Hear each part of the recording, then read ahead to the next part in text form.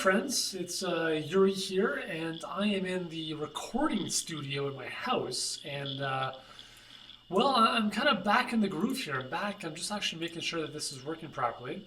So I'm back in the groove, back from a 2 month sabbatical, which I'll tell you about in a second. Just want to make sure that this is showing up properly on the page.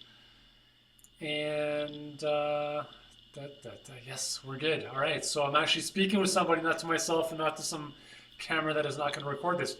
So I'm back. It's beginning of September. I dropped the kids off at school this morning. They start their first day. If you've got kids, hope you drop them off as well. And they're off to a great start. And hopefully you've had an amazing summer. So in this video, I'm going to share 7 interesting business lessons I learned during my 2 month sabbatical. And I think you'll get a lot of value out of these lessons.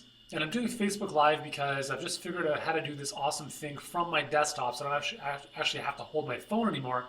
And I've committed to doing a weekly Healthpreneur business-related show every Wednesday at 1 p.m. Eastern. Okay, so this is a little bit early today, but I was like, you know what, let's get this thing going.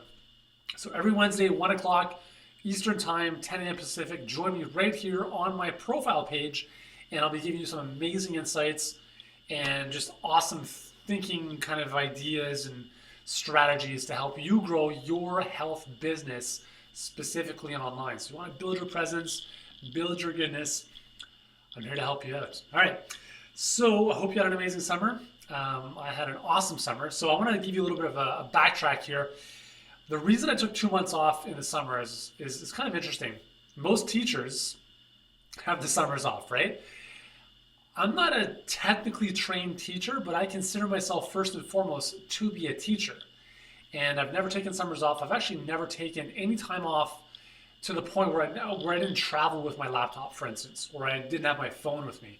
So this summer, first time in my life, when I was playing soccer, I still never took a break. When I was in school, never, like even 10 years in business now, never really had a break.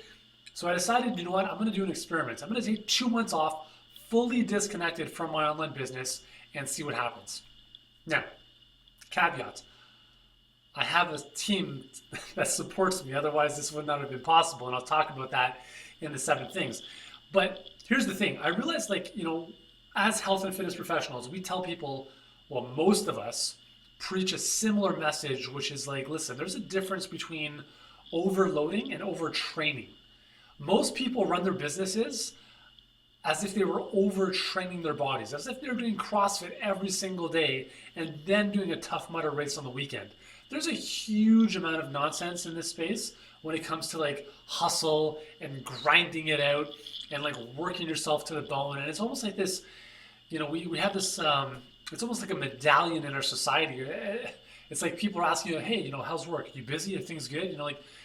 We're almost congratulated for working so hard. And I've never really bought into that because I think it's stupid. I really do. We should be praising working smarter, not harder. Now, with that said, there is a time and place to, put in the time, and you have to kind of, go through the rungs and kind of put in your time and build up your hours in whatever you're trying to master. But there comes a point where you really have to think strategically about how you want to live your life. The reason I started my business online is because I didn't want to work 16 hours a day training clients. And that was a very conscious decision I made over 10 years ago. I wanted to start a family. I wanted to see my kids. I wanted to spend time with them. And I've built my life, my business around my life. So this 2 month sabbatical I decided to take at the end of June. I had 2 workshops that I did in May and June. I decided after that I was going to take 2 months off and just do nothing related to business. Nothing means no email, no internet, nothing. Now, with that said, I have a journal, so I do think a lot, as most of us do, and I was kind of jotting down some notes, but nothing super focused like, hey team, we have to do this. So let me get into the 7 things that I learned about business during this sabbatical. So the first thing that I discovered, and I'm going to guarantee that this is going to be very similar for you, is that I don't need to be doing 90% of what I was doing. And I'm already I think I'm pretty good at only doing things that I enjoy doing and things that I'm really good at doing. I don't waste my time on minutia for the most part. So I thought I had a pretty good handle on a lot of the stuff in my business in terms of what I was doing. However, one of the things that I learned from Vern Harnish in a great book called Scaling Up was that the toughest thing to delegate, actually the weakness in a company, is the leader's strength. Let me repeat that. The weakness in a company is the leader's strength. And the reason for that is because that is the last thing that the leader is able to delegate or give to somebody else to do. And for me, my strength outside of developing great content is marketing and strategy. And to take 2 months off from my business, I had to give that to somebody else. And so that was very interesting because I was thinking, I write all my emails every single day, or I was, developing all the strategy, all the promotions, all the marketing plan, all that stuff. And for 2 months, I did none of that. Yet every single day we had daily emails going out. We had 2 promotions that I had no involvement with in terms of the products. So the product was created, the sales copy, the funnel, all of that stuff. The promotion itself was launched internally without me being present. And I'm telling you, that was an amazing feeling to, when I once in a while checked my email, to see an email from me about a new thing that we released and I had no idea about it. And then even better was to find out that it actually, served several hundred people in the process, and that was pretty awesome. So I learned that a lot of the stuff that I was doing, specifically as it pertained to marketing, I no longer needed to do because I had somebody on our team who was able to do that just as well, if not better in some cases, than me. And that really gave me a huge load off. Because what I did for most of the summer was play tennis. Okay? And this was the kind of a second big insight that I had from taking this time off, is when you're doing nothing, you really, really understand how much time you spend on business, right? So this downtime magnifies how glued we are to our work. And so when you don't have anything to do with work, you're forced to think about, well, what the heck else am I supposed to be doing, right? Philip, what's up? I just want to say a shout out to you guys. Philip, Yasko, Miriam, Jennifer, how you doing, guys? Hope you guys are doing great. Hope you had a great summer. Jennifer, how is the webinar going? I want to hear the results of that bad boy.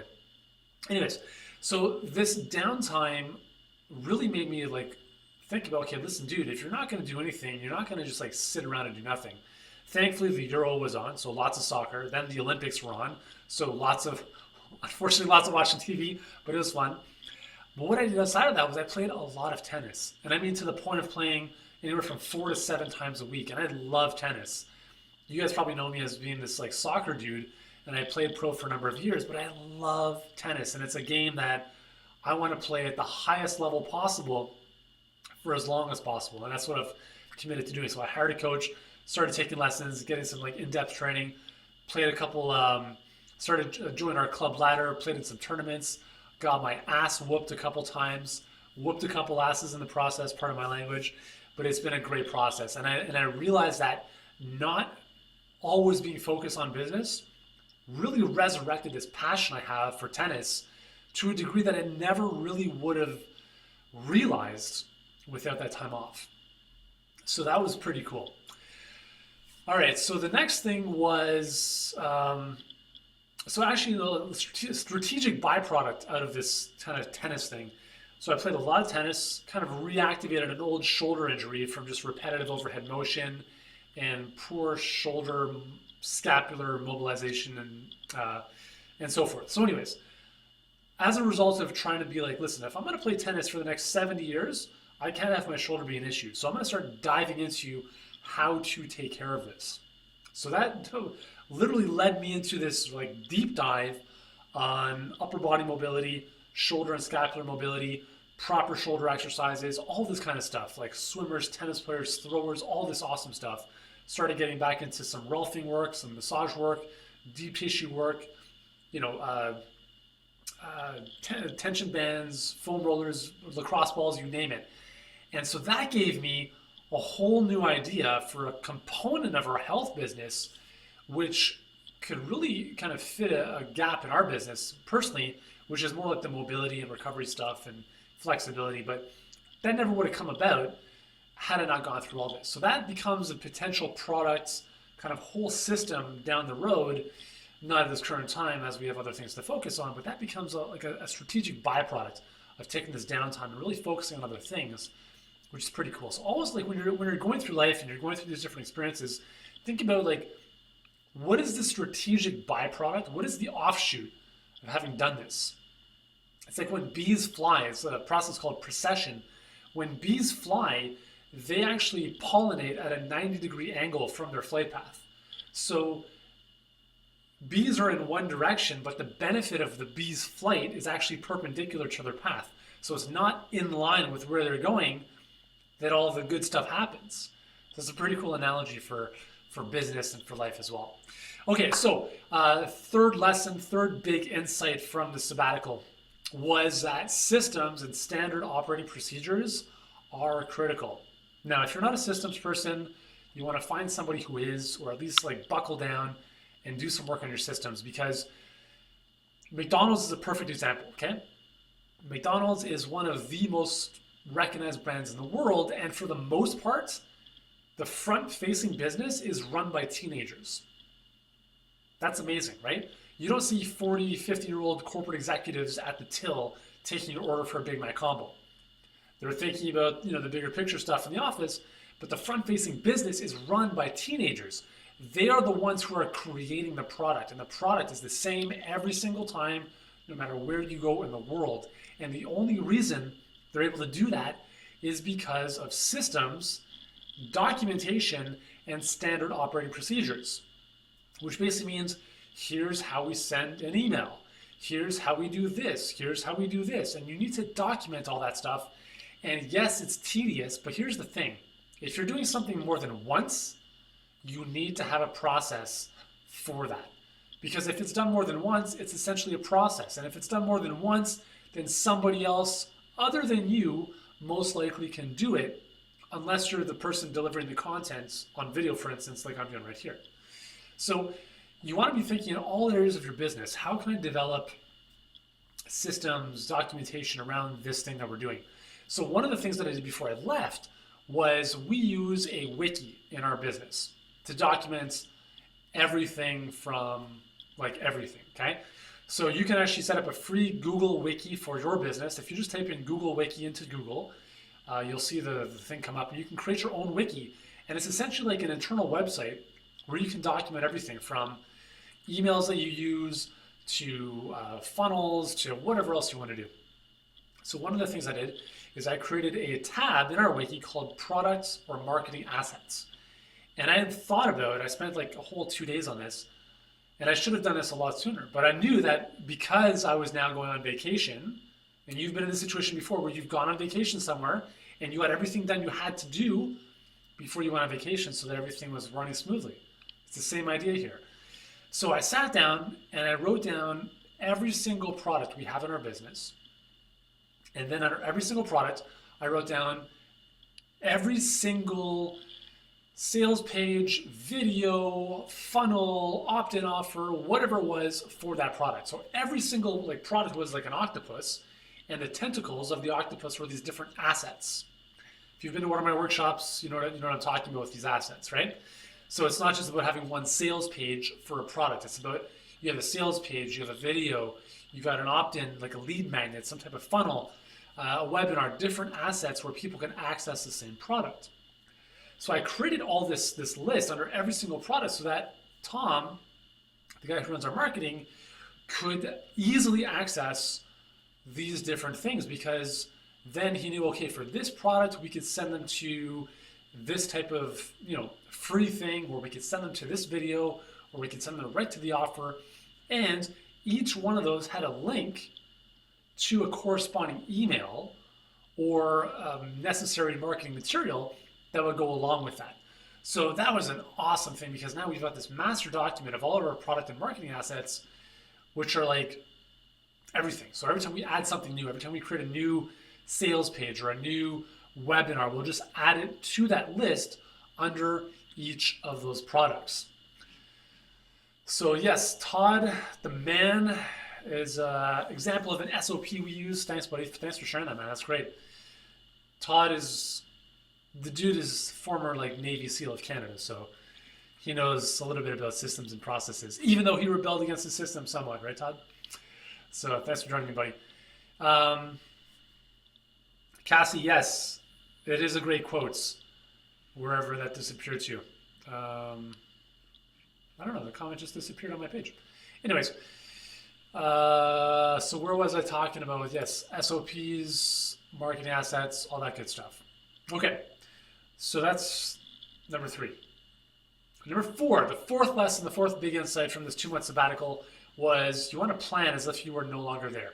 I'm always thinking to myself, not an obsessive like Woody Allen way, but what would happen if I got hit by a bus tomorrow? What would happen to the business if I was no longer here?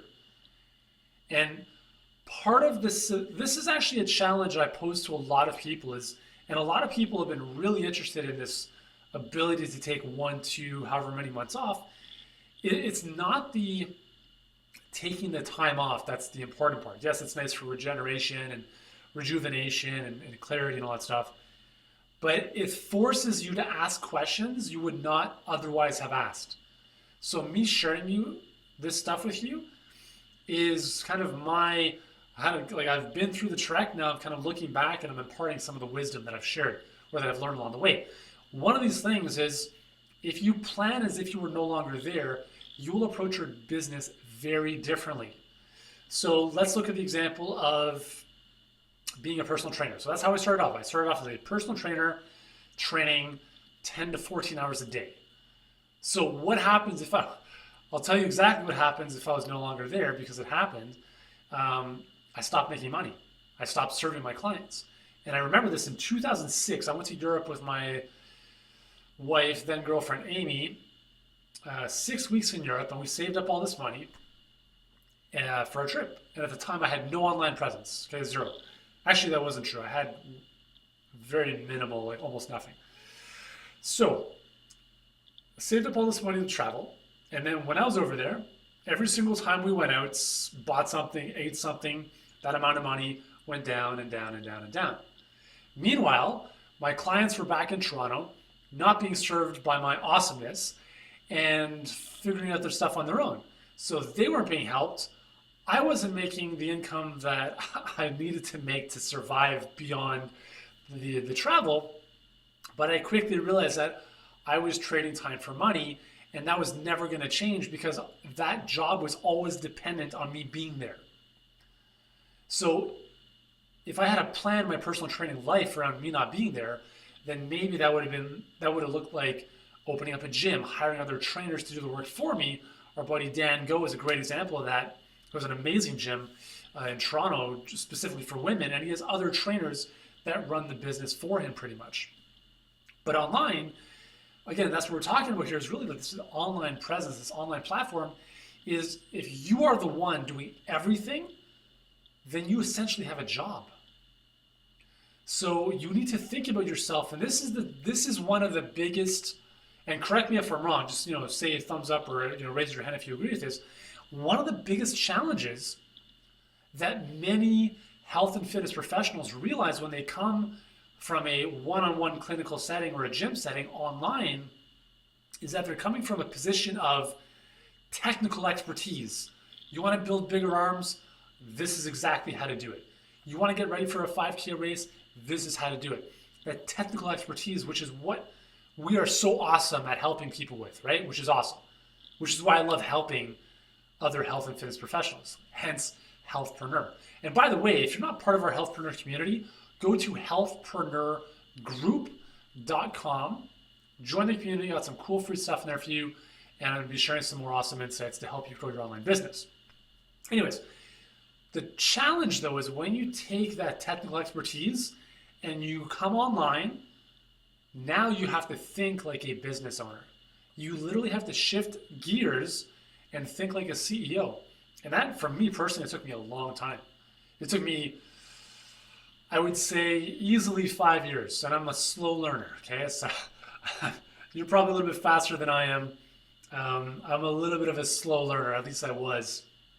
It took me about 5 years to realize that if I'm only the person who can help you get in better health, without thinking about the business acumen of it, I'm not going to be helping the people that I want to help. Because I firmly believe if you want to impact a lot of people, if you want to make more money, if you want to have more free time, well, you need to build a business system that supports that.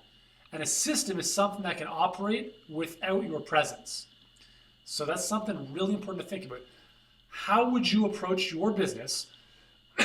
Excuse me. How would you approach your business differently if you knew you were not going to be there next week? Think about that, okay? All right, so insight number 5, lesson number 5, which kind of goes hand in hand with that, is that your team, a team, is critical. Now, I understand that, it's not, it's easier said than done. It's not as easy as, it may seem. When I started off online, it was myself. It was like me doing everything. And if that's where you're at, that's where you're at. Like initially you have to do most of the stuff, but very quickly figure out what are the things you love doing, what are the things that are most important for your business, and what are the things that you don't like doing that just suck away your energy. You want to figure out a way to get those off your plates. Sorry, I just gotta wipe my nose. Little kids gave me a little sinus thing. So I got little sniffles here and there. So you want to find a way to offload all those things you don't want to do and give them to somebody else. Bring on a VA, a virtual assistant, or a local assistant, or somebody else who can help you do that stuff. For me, my brother Adam was that first person, and he ended up turning into our VP of operations. So he basically runs the business, and I don't need to, it's so funny. We had dinner about a month or so into my sabbatical, and he was like, I'm like, how's everything going? He's like, dude, it's awesome. It's actually better without you. And I'm like, that's great. That's perfect. That's exactly what I want. So you want to find a team of people, whether it's 1, 2, 10, 20, whatever your business is, going to be at or is at. You need to find that group of people who are able to support you. Right now, we run an amazing content machine on our blog, and I have very little involvement with that. Our marketing is basically taken care of, and what that allows me to do is the only thing I cannot and do not want to delegate from my business is video.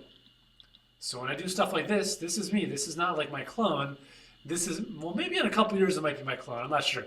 But this is me. And who you see on YouTube, that's me. And I love doing video, and it's what I love to do. That's what I'm going to continue doing. But a lot of the other stuff, I don't really need to be doing. My team can handle that, and they can do it better than I can in a lot of cases. So you want to pick the things that you're amazing at doing, your unique ability, and focus on that. Slowly but surely, everything else becomes somebody else's unique ability and the stuff they work on and love to do.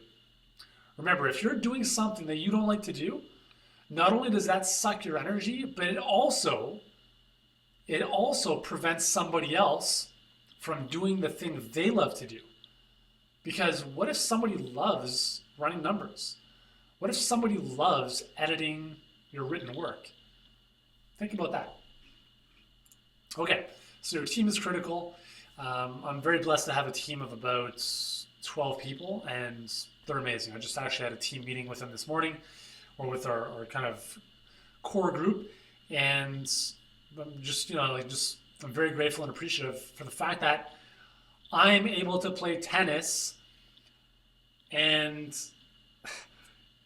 several times a week, or just chill out with my kids, or do nothing, and my business is helping thousands and thousands of people and continuing to grow in my absence.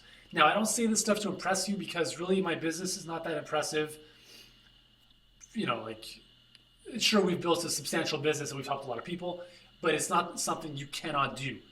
When I came online, I had no idea what I was doing for the first couple of years. I figured it out the hard way, and now I'm here and I'm committed to sharing the goods with you. That's why I've started Healthpreneur. And personally, for me, the majority of my time and focus and energy from this point forward will be on Healthpreneur. And the reason for that is because my existing brand, my existing health brand, Yuri Elkaim, is more or less systemized. I don't need to be present other than doing video, which is cool, right? So it's a lot of fun. And I love Healthpreneur. I love sharing this business and this marketing and this kind of thinking, these different ways of thinking about business and really approaching business in a more intelligent way to help you impact more people, have more free time, make more money, because you deserve to live an amazing life. I really believe that as a health and fitness professional, you have a gift, and with that gift comes a massive responsibility to help people, and you already are helping people. And just imagine the impact you can have in 5 years down the road, 10 years down the road.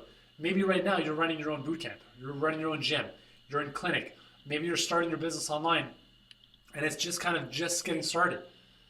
Well, just imagine where things can be in 5-10 years. I'm telling you, I had no idea I would be here 10 years ago. I had visions and I had ideas of where I wanted to go, but if you were to say, Yuri, you were, a New York Times bestselling author, 3 published books, Dr. Oz, all these big shows, big speaking stages, helping 500,000 people, I probably wouldn't have believed that, because at the time I was working on a kitchen table in a small 700 square foot, I think it was about 750 square feet apartment, 3rd floor of a house. And my dog, Jax, who you may have seen before, had his pee pad right beside the table because he was just little and we were learning, teaching him how to do his business. And I was lazy. I didn't want to take him outside to go pee every, 5 seconds. So we just put a pee pad in the kitchen and he's doing his business there. We had fumes of urine and other stuff coming up. I'm trying to work at the kitchen table. Our next door neighbor, this is the best part, our next door neighbor must have been a porn star because the sounds coming over from the wall were just, oh my, it was hilarious. We'd have dinner sometimes and we would just hear the wall being like, the wall was pounding as if someone would be thrown up against the wall. It was crazy. So, oh my God, good times. I would not want to go back to those times. It is good times to start with nonetheless. So that was going on in our hallway / living area were $30,000 worth of boxes of inventory that, again, foolishly I invested in for one of our products to do trade shows because I thought that was the best thing to do. So we had floor to ceiling boxes, could barely walk around them. So between that, working in a kitchen full of pee and urine to where I am today it's amazing. I'm super, super grateful for the power of not only technology and the internet, but more importantly, when I say our, I mean us health professionals who have the ability to really help others transform their lives. That is your golden ticket. That is the ticket. If you didn't have this know-how, you would not be able to help anyone. And remember, you get paid in proportion to the value you provide to the marketplace. So never forget that. You are a major, major asset. And I believe health and fitness professionals should be the highest paid professionals in the world because we transform people's lives for the better. I was just reading a post on my Facebook messages from a gentleman who lost 150 pounds watching my YouTube videos. He was 500 pounds. Now he's 350. So he sent us this long email and as a Facebook message, and I never saw this until today. And I was like, that's why we do what we do. Right? It's amazing to be able to touch people who you've never met, who may have watched your videos, read your blog stuff, your blog post, seen you on Facebook, read your emails, and you are transforming their lives. Okay? These are individuals, they're not numbers. Every single day you are impacting 1, 1,000, 1,000,000 people, and you deserve to receive the fruits of that labor. It truly is a tremendous thing. We are making the world a better place. You are making the world a better place. Never forget that. Okay, 2 more lessons and insights here. Actually, no, sorry, I've already shared one of them, which is, so the next one, which I've already covered, is new passions emerge from space. Not from outer space, but when you have distance in space, new things emerge. For me, it was tennis. Right? I loved playing tennis. I played a lot of tennis when I was young. I kind of retired in my early 20s because I used to get frustrated. And then I picked it up a couple of years ago, and I can't get enough of it. I could play like 10 hours a day, and it still wouldn't be enough. So from that space comes a lot of clarity. And let me give you a perfect example. And I guarantee if you're watching this, you've been in this situation at some point in your life where, what's up, Nicole? Hope you're doing well. You've been in a relationship with somebody, right? A couple months, couple years, all of a sudden you break up. The first thing we all think is, oh my God, I'm never gonna find anybody as good as this. They're my soulmates. I can never replace them. This is the one. But then something interesting happens.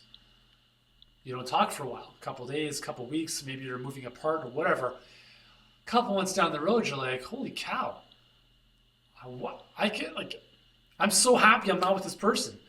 How could I have ever seen myself pursuing this relationship with this individual?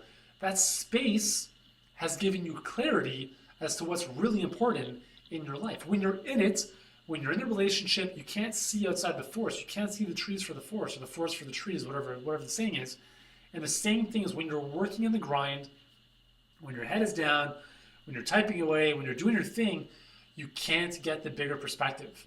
That's why it's so important to take time out of your business, to go for a walk, to take a day or two off, to attend some type of higher level thinking workshop or mastermind or event or whatever. Connect with other people that are going to just kind of like raise your level of awareness and consciousness, not just with business, but life in general. So these new passions can come out from that space and clarity, and it really, really is awesome. Because now what's cool for me is that I want to travel the world playing tennis. Like, I literally have this delusional idea that I could play on the ATP tour against Novak Djokovic and like Nadal and those guys. Probably not going to happen. I'm 36, so according to tennis, I'm in the seniors now. I'm in the seniors, like the seniors is 35 plus, which is crazy. So, where was I going with this? So my tennis coach was saying, you can actually register with the International Tennis Federation, the ITF, and you can play tournaments all around the world. And I'm thinking, oh my goodness, awesome. I love travel. I love playing tennis. It'd be cool to travel with the kids and the family and be able to play tennis in a tournament over in Austria or in Italy or Mexico or somewhere else. And for me, that's an added incentive to just make my business grow and grow and grow, to be able to accommodate that lifestyle even more easily. So a lot of cool things come out of space and clarity. And the other thing that I've realized is that the more you obsess about something, the more you put out to the universe, you don't believe it can actually come to you. So when you work super, super hard and you're like obsessing about something and you think that more is better, like you have to work and work and work at it, and there's a spectrum here, right? There's a spectrum between doing the work and testing and optimizing and tweaking stuff and obsessing to the point of like checking numbers every second, to this kind of mindset of it's never enough, there's a lack of something. And when you have that belief, you're essentially putting out to the universe that what you want is not coming to you, and as a result, you have to try so much harder to try to pull it in. But the reality is that the more, I'll give you a perfect tennis analogy in a second, the less effort you put in, the better the results are going to be. This was a huge eye-opener. So my first tennis lesson, my tennis instructor is like, so tennis pro, whatever you want to call him, he's like, let me see your serve. So, take a couple balls, whip it out. I've always had a really hard serve, but he's like, okay, your serve is a major weapon, but you're going to destroy your shoulder if you keep serving that way. Because it was all for me, like I'd never had any proper coaching when I was younger. And for me, it was always like, I'm going to muscle it. I'm just going to use my muscle and power and just destroy the ball. And he taught me this whole concept called effortless power. So my tennis serve now was totally reconstructed. I felt like I was serving with my other hand for a while, but it's become so much better and so much more effortless, and I'm generating more power and I'm saving my shoulder.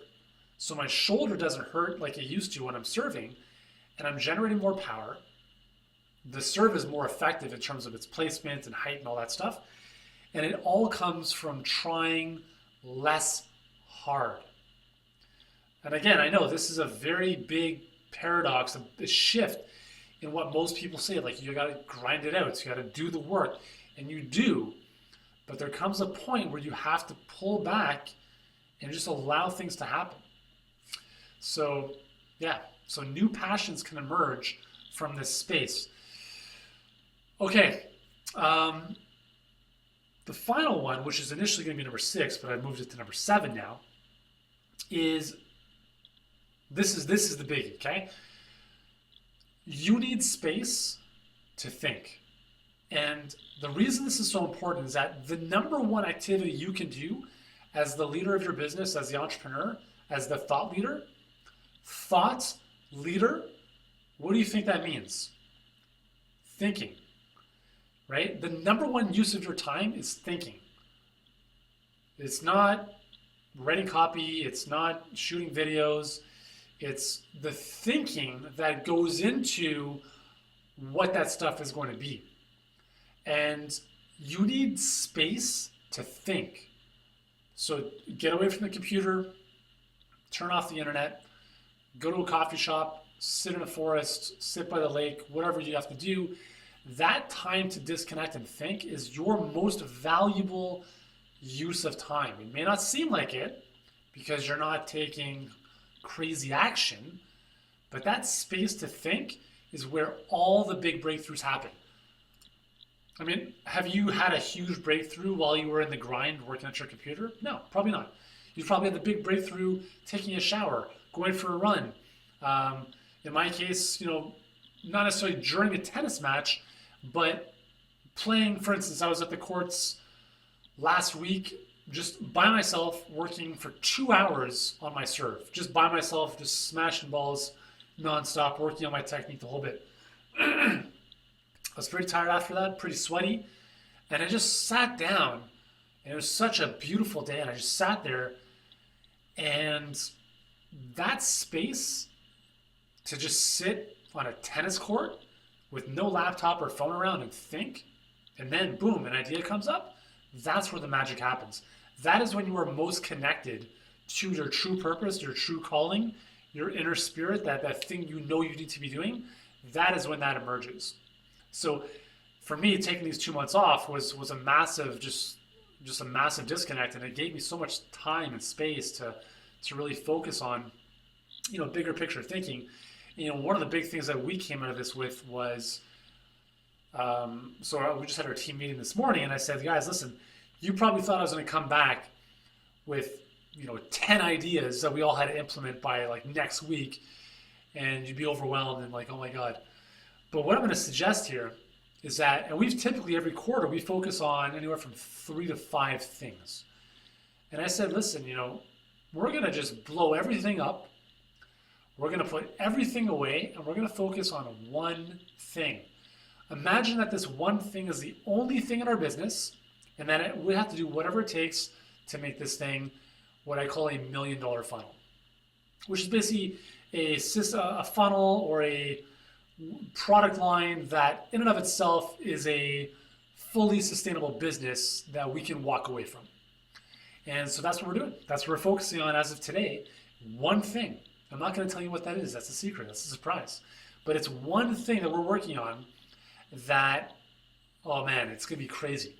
So I would not have thought about that or not had the space and the time to think about it, to really take action on it, had I not had that time away from all the craziness. Not that things were crazy before, but just to really do nothing.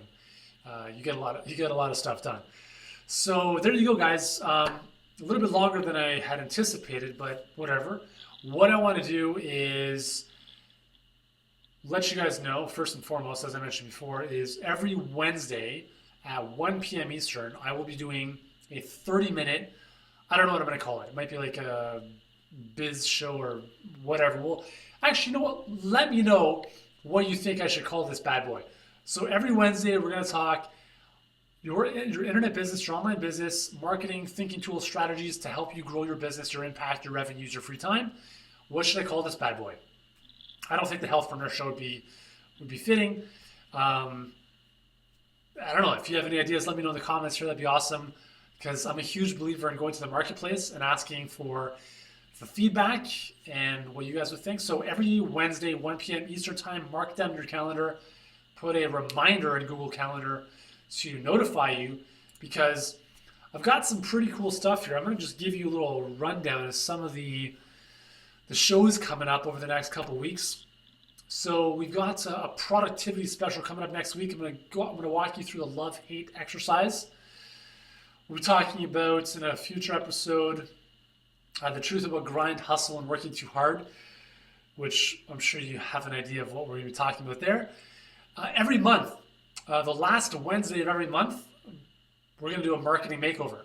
So I'm going to take, for whoever tunes in the most, I'll literally take your business and we'll sit down, somehow figure it out, and we'll do a 30-minute makeover of your business, your marketing funnel, your message, your hook, whatever you want to do. We'll do that for 30 minutes once a month at the end of every month. Should you use sneaky email subject lines? The little-known free tool I use to organize my business. 6 planning tricks to get more done in less time. The #1 way to grow your online health business, which is very controversial. The oldest rule in advertising that almost every business owner forgets. Books and bestseller baloney. That's right. My favorite social media channel, which I believe is the best for health professionals, and much more. So this is just some of the stuff that I've got coming your way over the coming weeks and months. It's going to be awesome. And Josh, good to see you here, buddy. Good to see you. Hope you're doing well. So yeah, it's going to be great. So if you guys have any ideas for what I should call this show, maybe what I'll do is if you guys give me the best suggestion right here on the page in the comments, if I decide to choose your show, what I'll do is I will do a free 30-minute Skype chat business consult with you. Is that cool? So if you come up with a really cool idea, name for the show, Healthpreneur something, or something along the lines of whatever, and I choose your name for the show, then I will hook you up with a 30-minute consult on your biz, which should be pretty fun. So every Wednesday, 1 o'clock Eastern time, that's 10 a.m. Pacific, and there it is. So I'll be doing it on the profile page here. I'm literally turning my personal profile page into more of a kind of a business, achieving your goals, helping lots of people type of page instead of my fan page, which is a bit more focused on the health and nutrition and fitness stuff. So hope you guys have enjoyed this. Thanks so much for tuning in. What I'm going to do is I'm actually going to record this bad boy, which I have been, and I'm going to put it up on YouTube. So I'll post the link to that as well, maybe in the comments for those who missed out. And I look forward to seeing you guys next Wednesday. Have an awesome week. Hopefully these 7 lessons have helped you out. And I'll talk to you then. Oh, in the meantime, if you haven't joined us at Healthpreneur, healthpreneurgroup.com. Totally free to join us in the community. Got some amazing free tools for you inside. Go to the website. I'll see you there. And I'll talk to you next week.